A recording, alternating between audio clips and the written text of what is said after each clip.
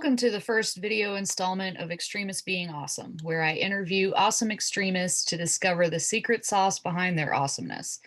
Extremists Being Awesome is a productivity and accountability group for anarchists, agorists, voluntarists, and radical libertarians who are committed to inner growth and getting shit done.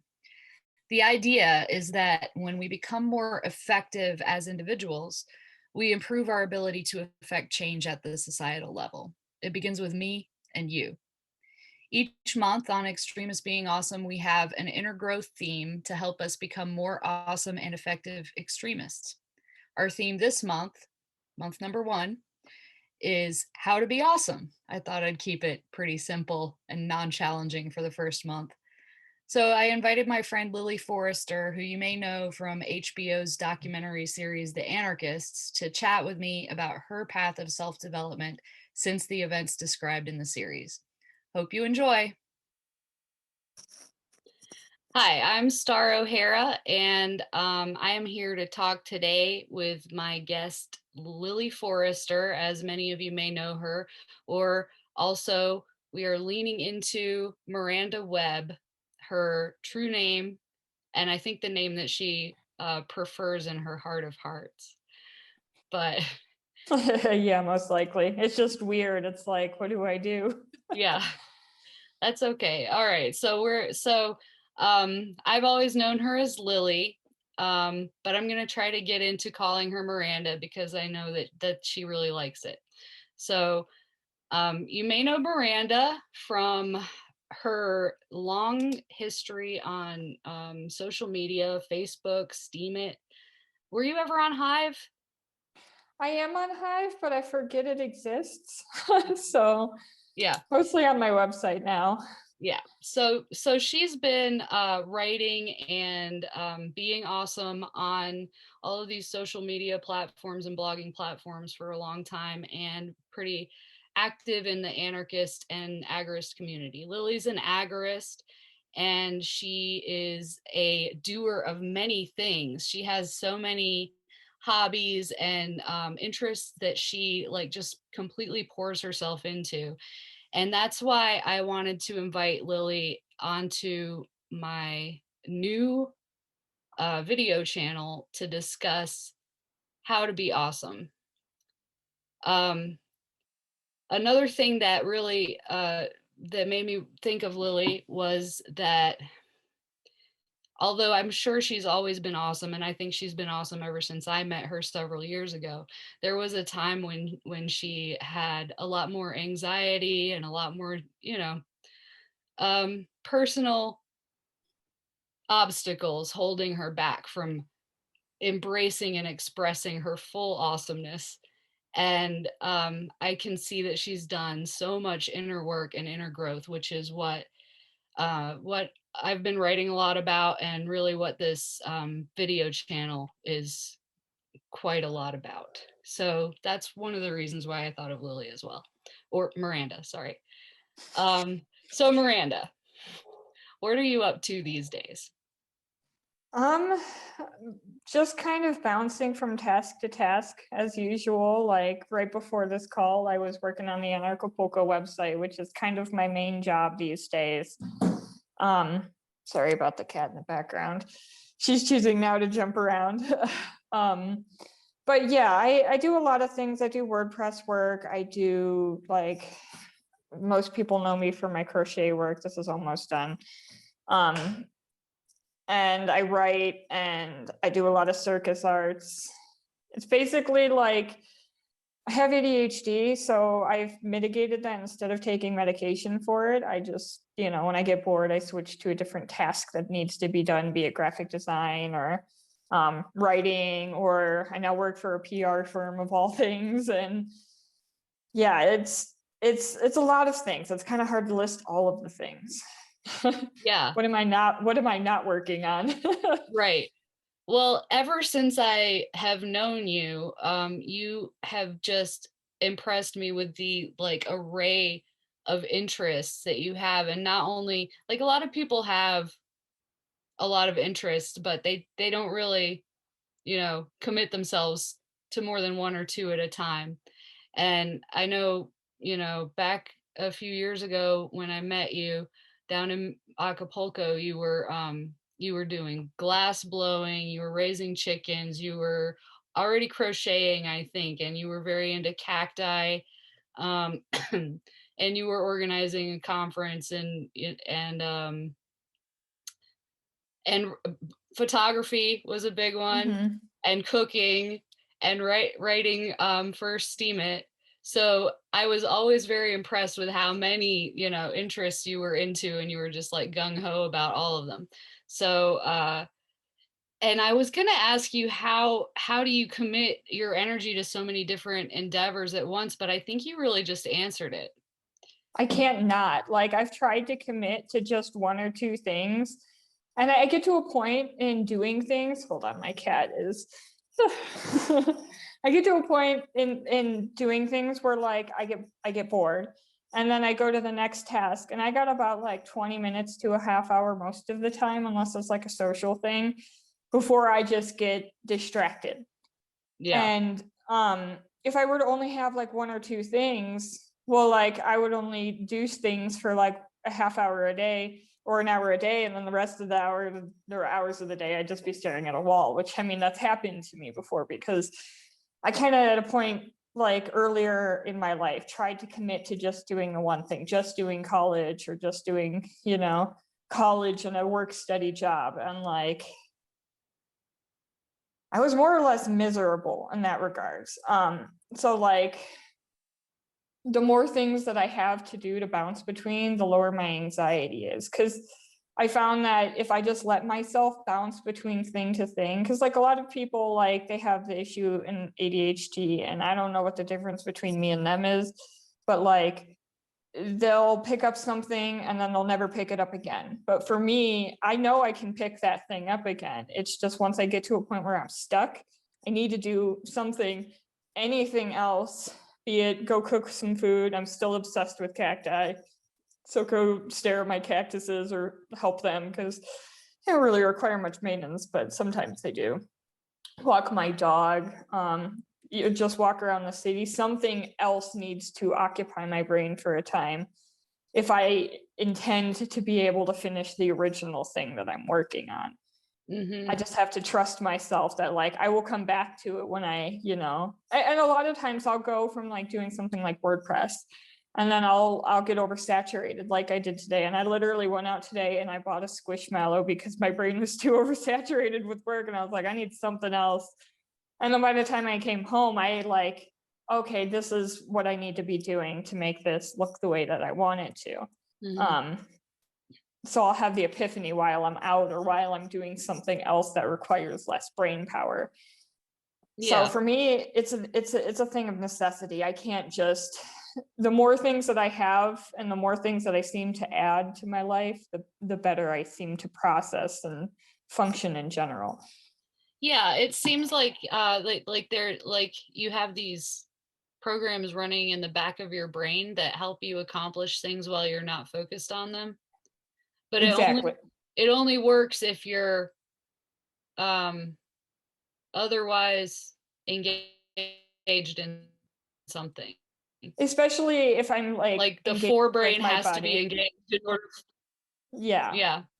That's exactly how it works. I have to be doing something else, especially with my body, which is, it's part of why I love crochet so much because I'm known for doing computer work and then getting oversaturated and then crocheting for an hour until I have an aha moment and I toss the crochet aside and I go back to work. Or I'll like, oh, it's lunchtime and I'll go and I'll cook food, which is something I can kind of go on autopilot for, occupy myself, Yeah. and then figure it out. It's Yeah. kind of weird how it works. That's very cool. All right. So, I guess I forgot to mention, maybe I forgot on purpose to mention that the series The Anarchists just wrapped up, and a lot of people viewing this might recognize you from The Anarchists. That kind of detailed the story of a couple years of your life and that had some traumatic events, and we are not going to talk about those events today. But what we are going to get into a little bit, I think, is what is your journey since then. So My journey since then is a process of like leaning into who I am. Because I mean, this is mentioned a little bit in the series, but I had to figure out who I was and like how I work. And it actually took me probably in a year and a half after the murder to kind of dial myself in and to realize that like, you know, my tendency to want to stop working to crochet is actually makes me more productive than if I just try to barrel through tasks the way that I did before. Because the relationship that I was in when I was in Acapulco, he worked very different to me emotionally. So if I would like stop working to go clean or stop working to crochet for a while, he'd be like, you know, what the fuck are you doing? So it took me a while to deprogram that and be like, there's actually nothing wrong with stopping a task, an important task, to do something else. Because like for me, there gets to be a point where I hit a wall and I'll just be spinning my wheels. I can keep trying, but like I don't get anywhere. But once I started to allow myself to take those breaks and do something different and figure out which types of breaks that I needed to take, whether it's like sometimes it's a longer break and I need to go out and, you know, do circus or something like that. Sometimes it's 15-20 minutes of laying in my bed looking at TikTok videos. Like I had to get to a point where I could allow myself to do that without feeling guilty. And then it just kind of allowed things to start to flow. Yeah. More or less. So it sounds like, I mean, I think a lot of people can relate to this at some point in their lives, feeling like either a person or people in their life or just society in general is not even necessarily trying, but you're allowing them to dictate how you embody yourself as a person.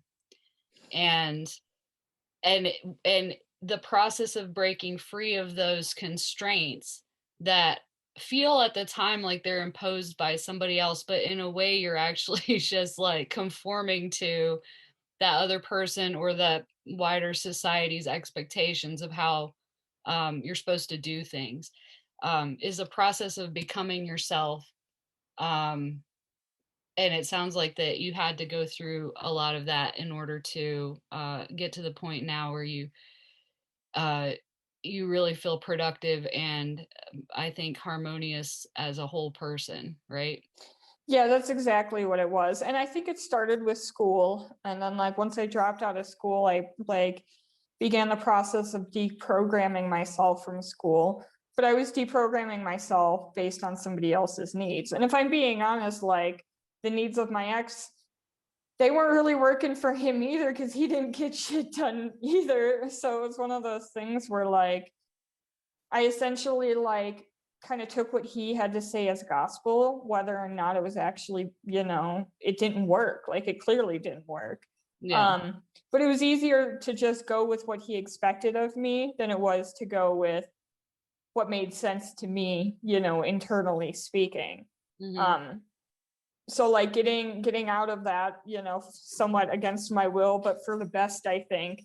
And then like starting a new relationship in which like my current partner, he just kind of he lets me do what I do. So if I like come, I'll get up and go, you know, go to my office and be like, oh, I'm going to work. And then a half hour later, maybe I'll be in bed again, or maybe, you know, I'll be crocheting. And he never, you know, asks me like what or why I'm doing things. He just leaves me to my flow and trusts that I'm going to do the things I need to do to follow through with my commitments. And Right. it took a long time for me to really trust myself to be able to, because I had like this programming in my head that like if you don't finish the task all at once, you're not going to, because I was told that my whole life from schooling. And like that can be a kind of a self-defeating thing that we take on. And it was something that, you know, I kind of took on. But once I started to finally release that and realize, no, you can walk away from a task and come back and finish it later and get it done in less time, but like more work sessions than if you just sat there for 4.5 hours, like, why won't it work? Which is Right. what I did for a long time. Like, Yeah. I have that same thing, only for me it's like it's long-term projects where I'll leave them sitting for a couple months and not touch them. But it's what we were talking about earlier, where you go for a walk and something's happening in the back of your head, and all of a sudden you have an epiphany. Well, for my mostly writing projects, I'll get to a point where I feel like I'm so stuck, and I put it aside, and I'm like, I'm not gonna, or the way it used to be is I would be like, I just can't. I can't. I'm done. And then a week would pass and I'd be like, I gotta work on that. I gotta work on that. But the answer wasn't there yet, you Yeah, know, I have that with a and lot of things. I would And feel so like, much guilt. yeah, you got to remove the guilt and just trust that you'll come back to it when it's ready. Like, and I still have that process. You had mentioned earlier the glass blowing. Like, I am probably, and I look this way because that's where all my glass blowing stuff is. I am about 95% towards having a new studio again. And every time I get close again, life kind of gets expensive or the money flows less. So I just can't put that last bit of money into it. But I think, it was because what I was planning on doing with the glass isn't necessarily, going to be in alignment with who I am. Because before it was all about pipes and making bongs and dab rigs. I mentioned this on social media like a couple of weeks ago, but I quit weed, like maybe for good. And maybe I would make pipes for like special order, but I'm no longer convinced that that's going to be my focus. I think my focus might actually be on memorial glass, which is taking like ashes and remains of people's loved ones and putting them into glass pieces of some kind. And I think that's part of why I haven't gotten back on the torches, because like I think had I done so sooner, I probably would have made a bunch of pipes and then not been so inspired to sell them, because like I haven't even wanted to smoke in more than 3 months now, which is the first time that's ever happened to me since I started smoking cannabis. And honestly, I'm really glad that I quit before the show came out, because I was kind of prone to panic attacks before, but like I didn't have any in the entire time that the show came out. I'd have like emotionally low days, but I never had any panic attacks. So I think my time with weed is done because I think it was making it worse. Yeah. But yeah, stuff like that. Like I think it's taken me so long because my relationship with that art form is changing, more than I realize. And now it's starting to make sense. That totally makes sense. And that's another thing is, I feel like a lot of people, I think it's especially women for some reason will feel this guilt about abandoning things. And there's two possibilities. You could be not really abandoning it, but you're just not ready to take the next step yet. It's not right. Or it could actually be an abandonment because it's not right anymore. Like it could be just not right in the moment, or it could be that it's not right anymore for you, and therefore abandoning it is perfectly fine. But we like guilt ourselves into feeling bad about it. I You know? think I kind of did that with weed in general, if I'm being honest. Like I've kind of dabbled with quitting over the last couple years, but like it's so much wrapped up into a part of who I am and who I've been, like I'm a cannabis fugitive that doesn't smoke cannabis anymore. And I thought like, I thought maybe that would lose me some cred or something like that deep down. But what I realized is like it's more of a sign of growth. Like I don't necessarily rely on having it to eat. I definitely don't rely on to sleep anymore. I really missed my dreams. Now I have those back. Like I've gotten all these good things out of it. And it's just like, well, that's who I was once, and it served me for a while. And it was good for me for a while, but that doesn't mean that I have to continue using it forever just because I shaped part of my identity around it. Yeah. It's very interesting. All this identity crafting we do when we're younger or whatever, only to come to realize who we really are, which like oftentimes has nothing to do with the identity that, well, a lot of times there's the good morsels in there in the middle, but like a lot of the dressing has just nothing to do with who we really are. Um, Exactly. It's just like Exactly. costumes we put on and then we kind of peel them away as we age, I guess, or as we go through different life experiences and come to realize, wait, that's not who I really am.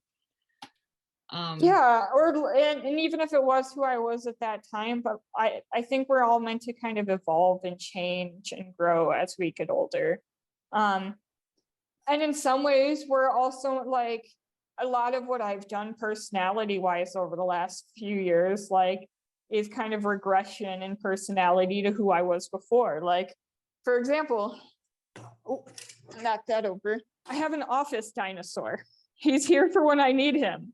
I was really pro stuffed animal, kind of left him behind as an adult, but like there's science that proves that hugging something soft and cuddly reduces anxiety and increases dopamine in the body naturally. I think it's partially that. Also, the circus stuff, that seems like a new evolution for me, for everybody. But people from my childhood know it's not. Like my dad knows I spent my entire childhood in trees. I never fell out of them. I was fascinated with aerial silks as a teenager, but there was no way for me to get into it. I think if I would have gotten into it, I probably would have joined the circus, like the big time. And part of me is like, man, I wish I would have done that. But also, like, in a lot of ways, I am thankful for the negative experiences because they brought me to Mexico and allowed me to find the people that I have to train with. So, like, you know, some Yeah. of it's growing up and then some of it's just becoming who you used to be or who you wanted to be when you were a kid, but didn't have the confidence to do so. Hmm. Absolutely. Um, so yeah, since you mentioned that, you know, being grateful for the bad experiences, bringing you to, you know, the good things that you are experiencing now. Um, I I just wrote a book called How to Survive Dystopia. In the book, I talk a little bit about crisis as realignment. And in the book, it deals with crisis on a societal scale. So, um, you know, but it applies just as much, I think, to personal stories, personal experiences. So so my theory is like we're chugging along, we're going the wrong way because of errors we've made in our lives, and we refuse to address the errors. We either put a wall up in between so we can't see the errors, or whenever little things happen to tell us, hey, you made a mistake, we just push it aside and ignore it, or blame it on something else, something external. um, Try to make workarounds without going back and fixing the actual mistake. And eventually, if we refuse to address the errors, a crisis happens. And the crisis has a message. And if we still don't listen to the message and go back and fix the errors, or you know, step aside and realign with our actual principles, then a bigger crisis is going to eventually come our way, you know, and then the crises just keep getting bigger and bigger until you realign. Um, That held and true for me. For my first crisis was an arrest, and then my second crisis was the murder, and that was just like, all right, I'm barely alive now. I need to start living life on my terms because it's short and it can really just end at any fucking moment. We just have to. Yeah, that really resonates. It makes a lot of sense, and it does apply, I think, more so personally maybe than societally, you know, like maybe other people's crises aren't quite as intense as the ones that mine are, like, but like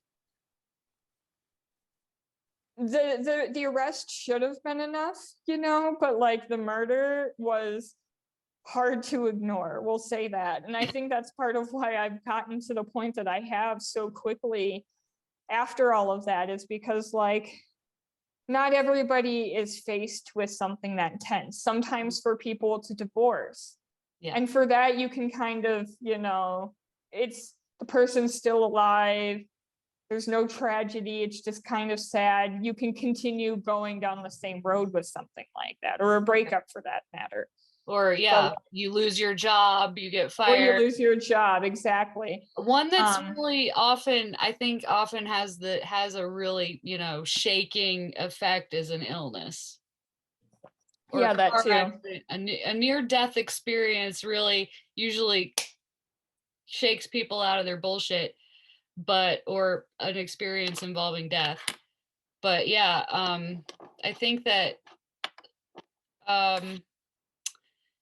the realignment part is the important part, right? The crisis sucks, but what you do with that kind of fertilizer, that shit, that compost, is the important part.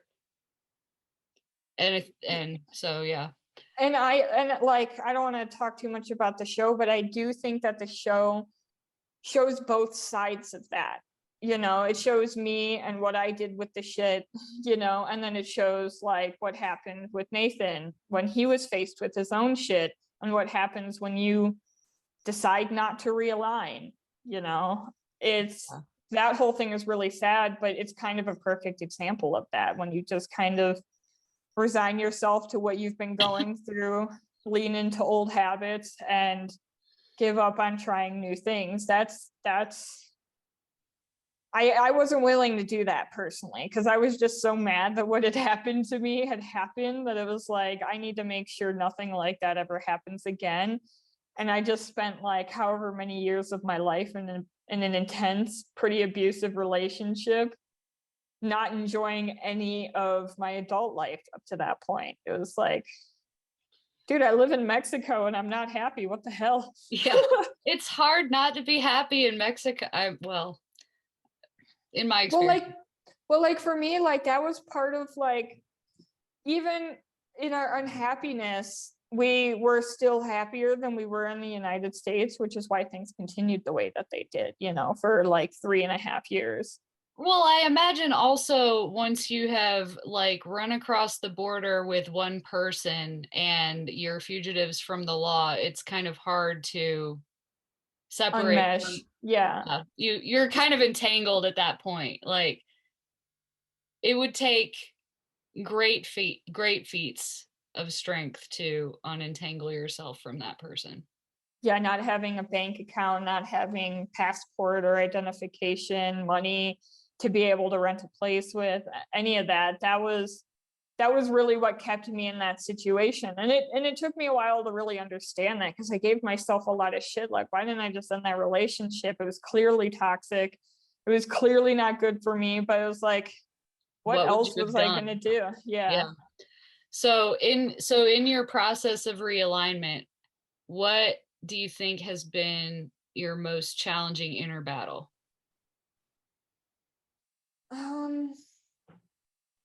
Just guilt of the past, I think, is the way I allowed myself to live for so long. Because like now that I have more or less built my ideal life, it's just like it wasn't that hard. It only took me a few months to really get on the path to doing that after the murder happened. And it would have been probably easier had I gotten the strength to just leave. Like I did try to leave repeatedly. But had I like stuck to my convictions with it and really left, like it took me a long time to stop feeling dumb, basically. And even now I still have my moments. Like a lot of that series was me just watching it like but like I don't remember who said this, but you kind of got to get tired of your own shit to really like be able to go through change. And being able to change is a process of continually getting tired of your own shit. Like, this is not working, this is not working, and being able to admit that, and being able to admit that you're wrong. Because a lot of people, they really struggle with ego, and they don't want to be failures, and they don't want to admit that they're wrong because it hurts. Right. But like for me, there's growth in it. Like I wish I had done it earlier and who knows what have happened. I don't think the murder would have happened had I had the strength to leave. Yeah, And I'm maybe not not. sure even Paul, like I thought about this during the interview I did with Thaddeus the other day. Like, I deal with conflict very differently now that I'm alone. And when people approach me with conflict, like we just gave him radio silence, which is the worst thing you can do with Paul because he spins out. But who knows, maybe messaging him and being like, you know, no hard feelings. We just want to go a different path. We wish you the best, instead of doing things the way we did. Who knows how much of that would have happened. But like, hindsight's 2020. Hindsight is 2020. So I'm glad that you're at least allowing your, former less um enlightened self a little bit of compassion and forgiveness, because we're all ignorant until we're not. We're all ignorant until life shows us the thing we need to learn and we go, "Oh yeah, let me learn that." Yeah. And then I think life tried many times, and then life was finally like, okay, we're going to physically take this man that's not good for you out of your life in an irrevocable manner and make it so you have to be on your own. And it was like, I mean, it all worked out in the end. Yeah. Um I would say so. So, as an agorist, anarchist, freedom loving person, what principle or virtue do you wish more anarchists would adopt in addition to the principles of freedom? Realistically, it's just kind of open-mindedness. I see people having these really rigid belief systems, whatever they may be, but be willing to entertain other ideas. One big difference that I kind of noticed between myself and a lot of people, not all, but a lot of people in the community, is like a fear of communism and socialism, for example. I'm not afraid of those things. When I started getting into politics, I actually first, because I was surrounded by liberals, so I started looking into socialism. I went to the school socialism like conference thing that they had, and I was reading Karl Marx and Immanuel Kant and a few others that are kind of on that path. And I just remember thinking like, this doesn't fully resonate. So that's when I started looking for something more. Whereas like a lot of anarchists, they come into it in the opposite way. They come into it like, there's Rothbard, there's Konkin, there's Spooner, and then, okay, fuck everything else. I'm not even going to acknowledge it. And then when they're met by people with alternative viewpoints, it's kind of like a knee-jerk reaction of screeching and crying. I've noticed, especially online.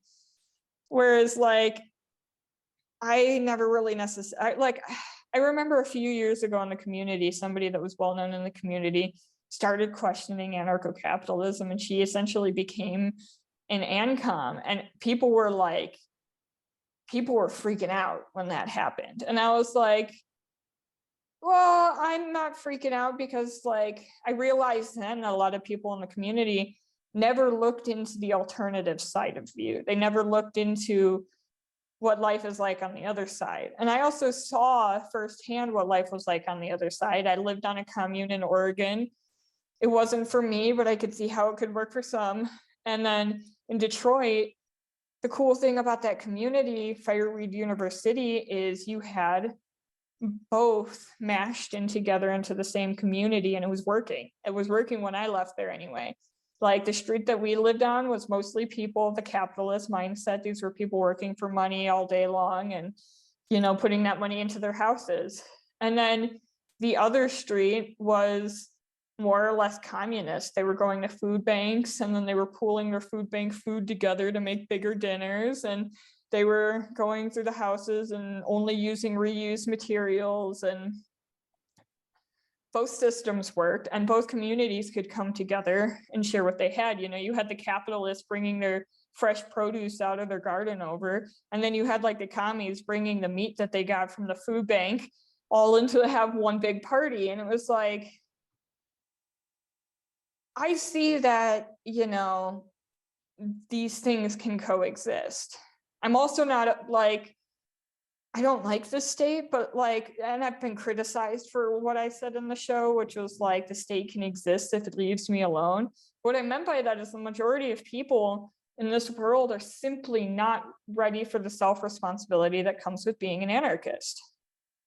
And that's okay. Like, I'm not here to make them become self-responsible. And I'm also not interested in, okay, we get rid of the government. Well, all those people that don't know how to exist without it, they then become somebody else's, maybe my responsibility. I'm not interested in that either.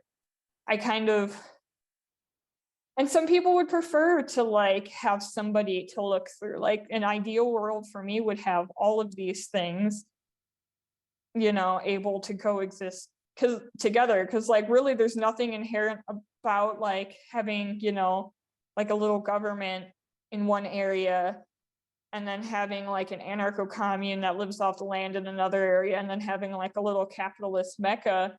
Like there's no inherent reason why those things should go to war. They just do things differently. Right. Yeah. It basically, and in order to have a society like that where everybody can have their own, everybody can kind of fit in to their own community that's doing the things the way they like to do it. And I think this is what the ANCAPs and ANCOMs mostly get hung up over or have fights over. It's very black and white. It comes down to property. And if ANCOMs don't believe in property, or they believe that property is theft, then theoretically speaking, they wouldn't be able to I don't know, they wouldn't see the anarcho-capitalist community as legitimate, right? So I think in practice what would actually happen is people don't want to go to war, so they would just be like, well, I don't like what they're doing over there, but I'm just going to leave them be until they start trying to take my shit and call it their property. Right, exactly. I think that most people would just deal because it's nice to have peaceful relations with your neighbors. I agree. And I think all of these, the statists, the ANCAPs and the ANCOMs, they have like a certain rigidity to their philosophy that keeps them from being open to just chilling the fuck out and letting other people do what they want to do. Like, because as far as I'm concerned, there's nothing inherently wrong with people that just want to put all their labor into one little area and, survive, and that's it. And there's also nothing wrong with people that want to amass wealth as long as they're not using slaves to do it. Right.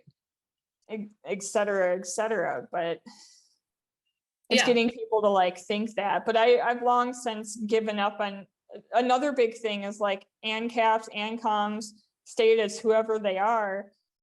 They spend a lot of energy trying to get other random strangers to feel and do things the way that they do, when really if they just embodied what they are, they'd convince more people than if they were discussing these things. There it is. Yep, that's right. Yes. I think that's a good place to kind of wind down the discussion about how to be awesome, because I think one of the main ways that everybody can do better on to be awesome, especially as extremists, is to walk your walk more than you talk your talk. Yeah, just fucking do things. Stop complaining on the internet. Stop fighting with people in the comment sections of your flashy memes. Go do the thing that you want to embody and share that and see what happens. Yeah. Amazing. Okay, so what do you have? Do you have anything that you want to say about what you have coming up next? Do you have any projects or anything? Share your website. My website is highlyfunctionalgrowth.com. Uh, that's where I kind of put all my updates and how people can order crochet things for me and how people can contact me. It has all my social media on there and it has a contact form and stuff. That's really kind of the hub for anything relating to me and my updates. I was talking about the show a lot on there, but now I'm going to start kind of doing what I used to do on Steemit, which is like recipes, life adventures, stuff like that. Like, because I kind of miss sharing all of that stuff. I used to share like my entire daily life on Steemit, like, and I kind of gave up partially out of fear, but like that Also, documentary you kind of lost your whole Steemit account. Like, I did. I that lost my happened. whole Steemit account. Yeah, backups don't work if the cops steal everything that you have it backed up on and you can never go back to the house where the paper backups are. So like my recommendation to people who have backups of anything crypto related, have those paper backups at like your mom's house or somebody else trustworthy. Like your house might burn down. You don't know. Like No, you have no idea, it could you get never know. flooded. Like Well, okay, so everybody should go check out Miranda's website at highlyfunctionalgrowth.com. She writes some great blogs, and her crochet gallery is the cutest thing that you will see on the internet today.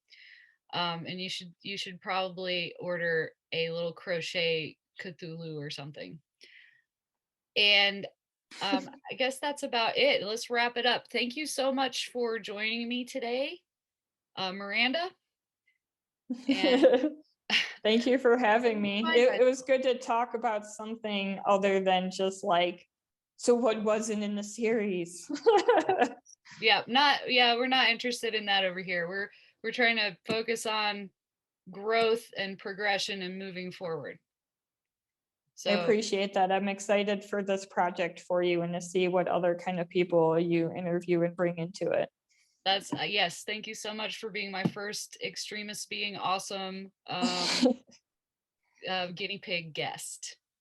And I hope you have a wonderful rest of your week in beautiful Mexico. All right, thank you. Thank you. Bye bye. And speaking of being awesome, my mission in life right now is to help anarchists and voluntarists on their personal journeys of awesomeness attainment. A lot of us have struggled with the same types of challenges that Lily and I spoke about in our chat: ADHD brain, confidence issues, failure to complete projects, lack of consistency, etc. With the ADHD, it's definitely connected to our ability to see beyond the structures of authoritarianism and kind of reach out for a better ideal. Because of our neurodivergence, we are creative thinkers and visionaries. We have great out of the box ideas, so it's not entirely a bad thing. But sometimes you just need the right kick in the pants, the right habits, the right support network to bring these ideas into fruition. And that's what Extremists Being Awesome is for. We meet almost every day for 2-hour productivity sessions, and we get our shit done, we motivate each other, and we hold each other accountable, no matter what our projects are that we're working on. So whether you're working on a big ANCAP business idea or some kind of artistic masterpiece to bring awareness to the ideas of freedom, you will find the focus and the consistency and the support you need in EBA. EBA membership is only $20 a month, but during the month of September 2022, you can avail yourself of free drop-ins to our productivity sessions, so you can try before you buy. Also, I'm offering a special discount on annual memberships during the month of September only. When you sign up for an annual subscription, you get a 20% discount, which is like getting 2 months for free. So I'll include links to all of the relevant info in the description below. And also I'll put down some links to Miranda's, Lily's website and the other stuff we discussed in our chat. I hope to see you at one of our productivity sessions this month. Keep being awesome.